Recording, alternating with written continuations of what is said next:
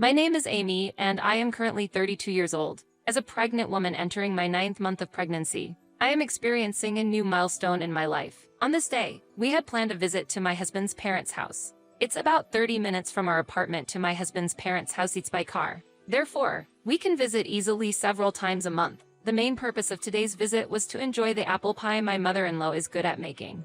Her apple pie has a special taste for the family, and we always look forward to it when we visit. My mother-in-law has a very warm personality. However, last year she and my husband had to overcome the sudden death of my father-in-law. Overcoming that difficult time, she is now sincerely looking forward to the birth of our child, her grandchild. However, not all family members are happy waiting for the birth of our child. One of them is my sister-in-law, Natalie. She married 6 years before us but has not been blessed with children yet. It seems she started infertility treatments 2 years ago, but the desired results have not been achieved. Amid pressure from neighbors and relatives, Natalie tends to become emotional. My mother-in-law, considering that, had asked us to avoid contact with Natalie. We respected her wishes and avoided contact, but on this day, we encountered Natalie unexpectedly. Oh, Amy. It's been a long time, but it seems like your body line has changed a bit. Have you been relaxing too much at home? Your body looks a bit plump. You need to be careful when walking up hills. I was at a loss for words at Natalie's sudden remark. Sis, that's a bit. Amy is currently pregnant, so changes in her body are natural. Such words are disrespectful to many pregnant women out there. It would be appreciated if you could choose your words more carefully. Before I could rebut, my husband John firmly defended me, which was reassuring. I just mentioned it out of concern for Amy's future. Sudden changes in body shape might have health implications, you know? I just want Amy to take care and be cautious. My sister-in-law Natalie has strong opinions and thoughts, showing no signs of yielding. Interactions with her always tended to be difficult. Thank you for your valuable advice, Natalie. Indeed, I need to be more vigilant. Although I was a little surprised in my heart, I responded outwardly with a calm attitude. However, Natalie's eyes became colder, suggesting further provocation. Exactly. Being pregnant doesn't give you a free pass to laze around. Speaking of which, could you clean up here from now? Exercise is good for the body, isn't it? She handed me a bucket and a mop without worrying about the eyes of those around us. This act of my sister-in-law surprised the other family members. It's understandable. Asking a heavily pregnant woman to clean is quite the demand. Especially my mother-in-law and husband tried to stop her, but my sister-in-law snorted unhappily and quickly went up upstairs. Amy, I am really sorry. I tried to send her home to avoid a confrontation between you two, but it didn't work out. Deep apologies were conveyed in Emily's voice. It's all right, Emily. Please don't worry. I am not bothered by such things. I am really sorry, Amy. My sister is always stubborn and linear in her thinking. My husband, with a worried expression, held my hand and conveyed this. Afterward, we returned to the living room and enjoyed the long-awaited homemade apple pie from my mother-in-law, along with aromatic black tea. That time was very harmonious, enough to forget the previous incident. We considered calling Natalie, but in the end, we did not see her again on that day. I had not considered that I would encounter an unprecedented event at that time. One day, there was a meeting with my mother-in-law, and it was decided that I would visit her house alone. Upon arriving at the house, the front door was unexpectedly unlocked. Surprised, I cautiously entered and found my sister-in-law relaxing in the living room. Hello, Natalie. It's unexpected to see you today. I heard from Emily that today was a work day for you. Actually, I took a little vacation today. But I didn't expect you to visit. I remembered that I couldn't finish cleaning properly last time because of the interruption. So, shall we clean together today? Saying so, she handed me a freshly wrung mop and a bucket filled with clean water. The relationship with her was delicate, and the situation made it difficult for me to refuse, so I reluctantly began to clean. However, I had been feeling unwell since the morning, especially a discomfort in my abdominal area. As the cleaning progressed, the discomfort gradually intensified. Just when I thought of taking a break, an unexpected move from Natalie sent a shock through my belly. At that moment, I felt a gradual wetness in my lower half and realized that my water had broken. Furthermore, I was hit by severe abdominal pain and crouched down on the spot. Amy, you should learn how to behave towards your superiors. We are proposing to settle this issue amicably. It's only right to follow that proposal. Amidst this exchange, suddenly, the door to the hospital room swung open with a loud bang. I've heard everything that was discussed. Sorry, but I have no intention of accepting any settlement. My husband's voice resonated across the hospital room, his presence overwhelming the entire room. His tall stature, well-built physique, and the tone of his voice echoed in the room, abruptly changing the atmosphere. The two aggressive individuals were left speechless with surprise and fear by his appearance. Smiling lightly, he said, "Oh, John, meeting you here is truly a surprise." However, behind that smile, there was a clear sense of tension. Letting out a deep sigh, he responded, Honestly, I never thought I'd run into both of you in a place like this. Moreover, to hear such unexpected statements, could you explain why you brought this up? John had heard the conversation of Bill between Natalie, so he was not in a position to accept any superficial excuses or reasons. Shaking voice, she continued, John, there's no need to come at us with such anger. There's no malice in what we're saying. We genuinely feel sorry for Amy regarding the current situation. That's why we are seeking resolution through a settlement. Yet, John's anger had reached its peak. The resolution of this situation hinges on Amy's will. This isn't a trivial matter that can be resolved with money. She had to undergo emergency surgery, and our child is in an incubator. You both put their lives in danger. Do you fully grasp the seriousness of this? At John's words, I too was nodding inwardly. The attitude of trying to resolve the matter easily, with money, deeply infuriated me from the bottom of my heart. My sentiments align entirely with my husband's. No matter the amount of money offered, we cannot condone the act. The gravity of the situation should be understood, and responsibility should be taken appropriately. It seemed the sister-in-law thought we would forgive them easily if they brought up money. However, this matter wasn't something to be taken lightly. The fact that I and our child, fighting for life in an incubator, were safe was miraculous in itself. If the circumstances were slightly different, our child might not have been in this world. It appeared that Natalie didn't fully grasp the severity of the situation, and Bill, present in the same room, likely shared a similar view. Seeing their attitude, it was unthinkable for us to settle this issue lightly. With a face red in anger, she trembled as Natalie replied to us, What are you saying? The essence of this issue lies in your actions.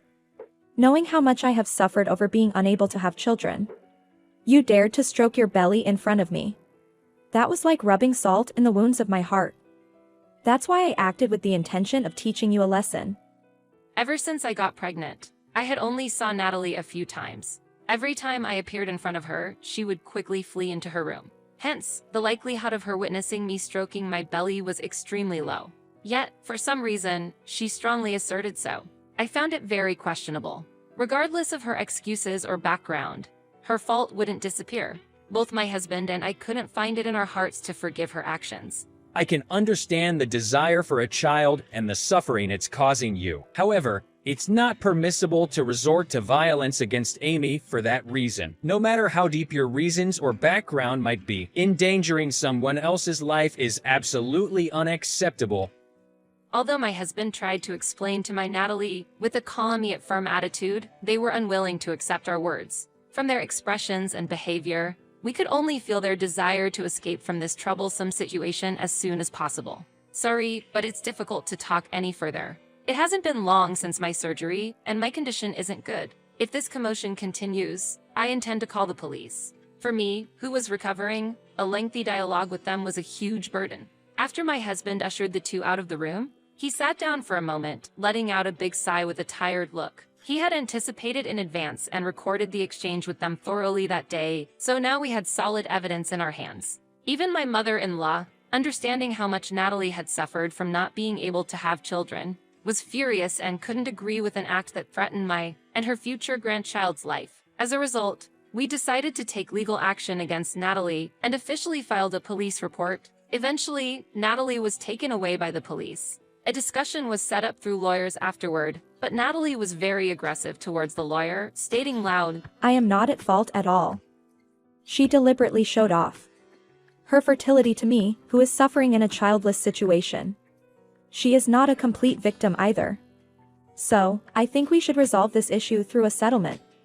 At first, Natalie, who had expressed willingness to pay a significant amount of money as an apology, now adopted a stance of not acknowledging her wrongdoing, trying to conclude the matter as a mistake on both sides. In the hospital room, my brother-in-law, who had been intimidated by my husband's attitude before, he had maintained an energetic demeanor from the beginning of the day, obviously wanting to avoid financial losses. However, what they didn't expect was that the conversation in the hospital room had been thoroughly recorded. The moment they learned this fact and were presented with the evidence, their complexion changed. With such clear evidence, do you still claim that you are not at fault? Honestly, it's hard to believe such a claim would hold. Angered by our stance, my sister-in-law grabbed the teacup placed in front of her and suddenly swung it towards us. Fortunately, the tea had already cooled down, preventing any major injuries. Following this, the rude remarks from both of them in the office only deepened our distrust, and as a result, increased the amount of compensation being claimed. Together with my brother-in-law, who tried to calm down his trembling sister, they left the office.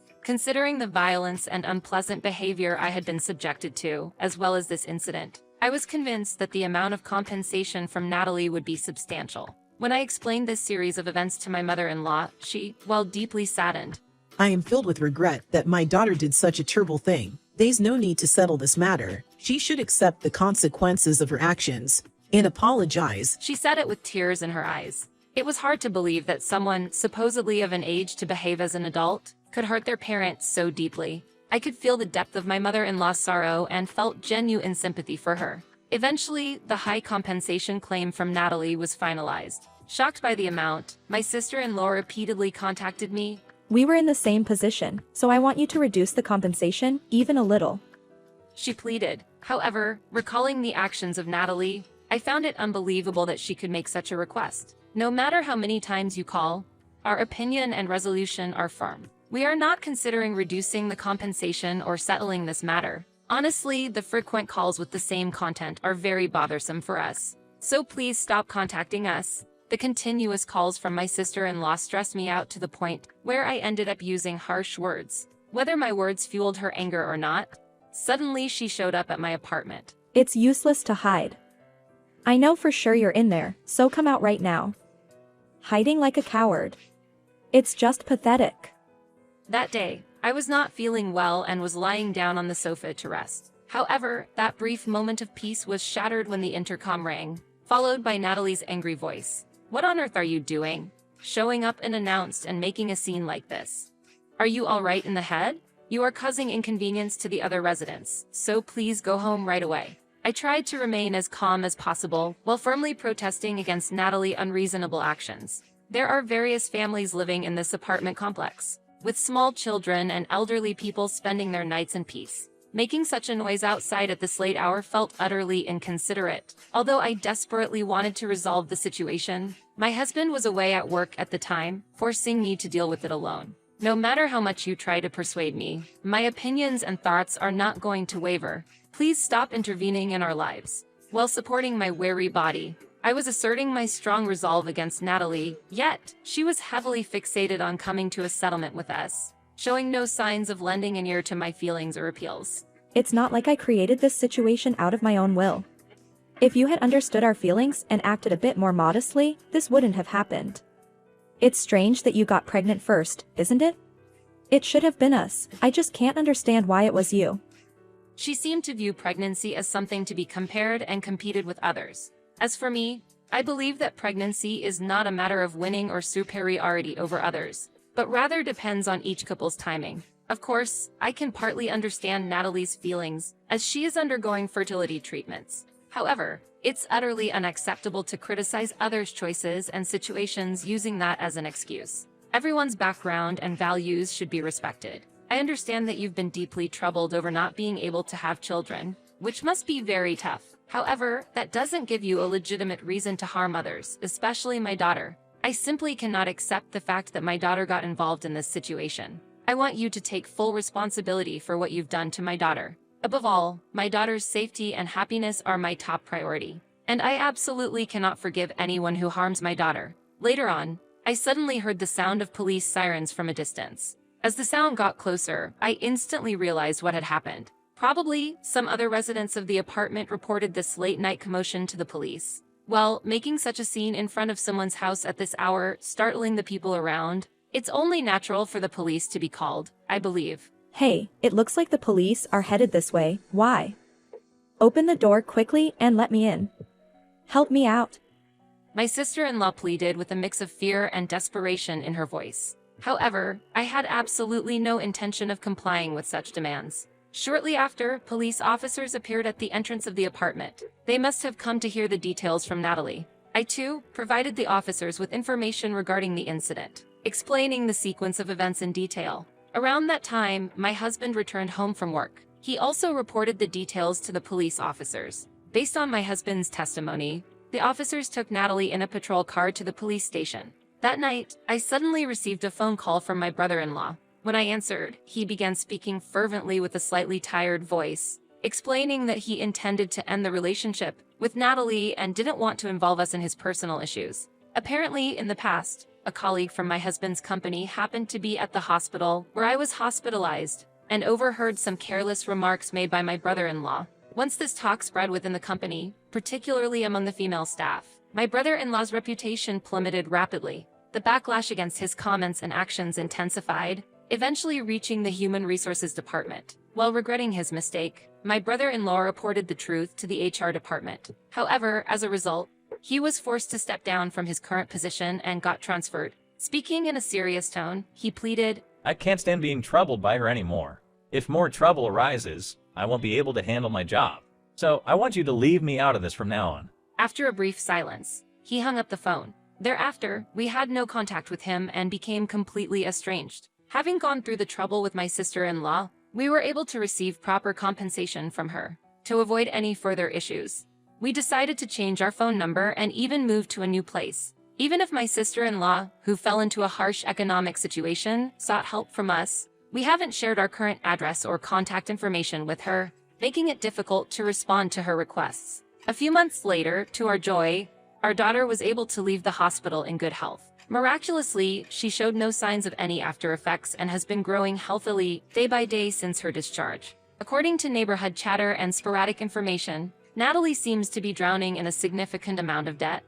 Initially, she relied on friends, but her continuous stay without contributing to rent or food expenses gradually wore out their patience. Eventually, she was kicked off from her friend's place. Now homeless and strapped for cash, my sister-in-law has been looking for a live in part-time jobs, working to repay her debts with whatever earnings she can make.